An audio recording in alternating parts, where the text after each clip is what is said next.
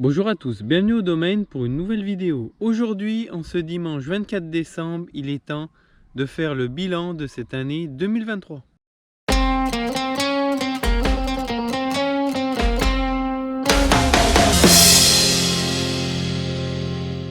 Je profite de cette journée très ensoleillée, chose qui arrive très rarement ces dernières semaines, pour vous faire ce bilan en extérieur avec une jolie vue sur notre village de Royer. Bon, je vais pas faire durer le suspense plus longtemps, hein. 2023, clairement, si ce n'est pas la meilleure, c'est une des meilleures années depuis mon installation. Je vous explique pourquoi. Et puis, bien sûr, il y a eu quand même quelques points négatifs. Je les passe en revue en premier, comme d'habitude. Comme ça, on les balaye, on n'en parle plus.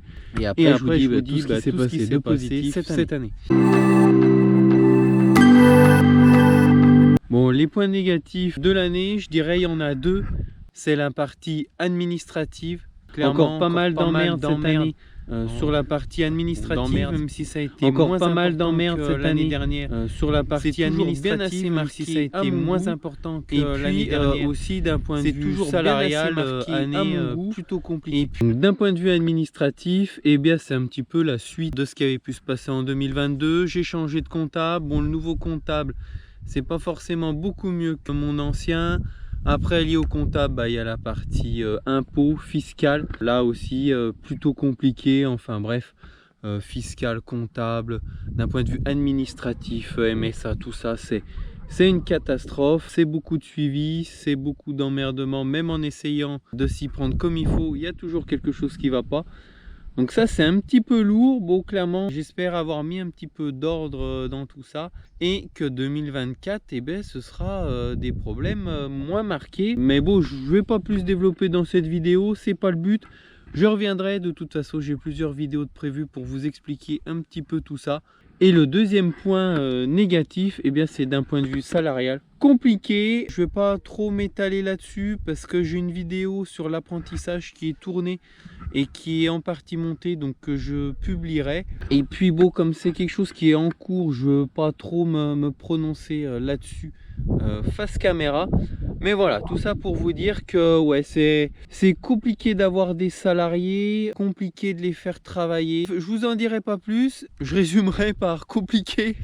ça résume bien la situation. Allez, j'arrête sur ces points négatifs parce que clairement, c'est pas du tout ce que je veux retenir. Parce qu'encore une fois, il y a quand même des gros motifs de satisfaction. Je préfère voir le verre à moitié plein plutôt qu'à moitié vide. Et je dirais même, hein, il est plus qu'à moitié plein. Donc c'est ce qu'il faudra retenir pour cette année 2023. Donc premier point positif, eh bien, c'est déjà d'avoir fait une récolte. Ça fait la deuxième année consécutive qu'on arrive à faire une récolte pleine. Donc ça, c'est assez extraordinaire de faire 2 récoltes complètes de suite. En plus, avec ces niveaux de plein rendement et de qualité. Alors bien sûr, on n'a pas fait le plein complet sur l'ensemble des parcelles. Il y a toujours 1 ou 2 parcelles pour différentes raisons. Soit pour des maladies, odium, mildiou, qui viennent gréver un petit peu le rendement. D'autres qui ont pris un petit peu la sécheresse. Voilà, alors on n'a pas fait le 100% sur l'ensemble du domaine. Mais on s'en rapproche, hein. On fait une moyenne à 60 hecto-hectares. Donc ce qui est très bien, et c'est à peu près ce qu'on vise, hein. Je dirais, je vise à peu près les 50 hecto-hectares de moyenne, sachant qu'on a des parcelles qui sont très qualitatives mais moins productives, donc obligatoirement ça fait baisser le rendement moyen. Donc là, être à 60 hecto-hectares en moyenne, c'est vraiment excellent. Pour l'instant, les vinifications se passent plutôt bien. Bon, on a encore ce problème de volatile marqué sur certaines cuvées cette année, mais ça, c'est la deuxième année consécutive. Bon, je crois que c'est lié à ces changements climatiques. Il va falloir faire avec. On a des bases de vin qui sont, semble-t-il, plus favorables au développement de la volatile. Donc ça, d'un point de vue récolte, c'était très bien. D'un point de vue commercial, on continue notre développement, hein. Là, on va avoir amélioré un petit peu notre chiffre d'affaires. 2022 était déjà très bon. 2023, le chiffre d'affaires est encore en progression. C'est très bien. Ça montre que tous les efforts qu'on fait d'un point de vue commercial, c'est-à-dire d'être disponible pour les clients, d'être ouvert en permanence, créer des événements divers, hein, atelier dégustation dans les vignes, atelier plantation, le goûter vigneron, les portes ouvertes, dégustation sur fût, les les animations un petit peu basées sur le no-tourisme. Clairement ça fonctionne, ça attire du monde. Je pense qu'on a un rapport qualité-prix qui est plus qu'abordable. Toutes ces choses-là qu'on met en place, pas depuis hier, hein, mais vraiment, mon père avait déjà commencé, mais ça a pris son essor vraiment en 2015. Quand je me suis installé, on peut voir que toutes ces choses-là, comment en place, c'est long. Ça met plusieurs années à s'installer. Ça met plusieurs années à s'installer. Ça commence à prendre de l'ampleur. Ce qui nous permet de progresser au niveau des ventes bouteilles, au niveau des ventes négoces. J'ai eu la chance de pouvoir maintenir des très bons prix en début 2023. Bon, c'était pas forcément facile à trouver un acheteur parce que le marché était déjà un petit peu saturé. J'ai réussi à trouver les clients par l'intermédiaire d'un courtier avec qui je travaille. Encore une fois, je pense la qualité des vins est là. J'ai un petit peu moins de mal à trouver du débouché, à trouver un prix intéressant. Et en plus de la partie économique, ce qui est très satisfaisant, c'est les retours clients. C'est vrai que cette année, on a eu pas mal de commentaires. C'est toujours super d'avoir des bons retours. Et puis en plus, c'est un petit peu l'effet boule de neige, qui veut dire des bons commentaires sur Internet, que ce soit de la part des camping-caristes, et puis que ce soit juste pour des clients de passage, d'avoir des bons commentaires. Eh bien ça incite d'autres clients à venir. C'est vraiment un gros motif de satisfaction en dehors de l'aspect purement financier à développer son chiffre d'affaires, qui est aussi une belle satisfaction, mais d'un point de vue travail, d'un point de vue reconnaissance du travail, c'est vraiment intéressant. Petite satisfaction de l'année aussi, eh bien c'est d'avoir reçu notre première médaille. Je suis pas hyper fan des concours, j'avais participé une fois, c'était le concours des jeunes talents. C'est une association qui décerne ces prix là. J'avais pas été sélectionné ni rien. Et puis d'une manière générale, je suis pas très friand de ça. J'ai pas besoin de faire de concours. Je suis content des vins qu'on produit.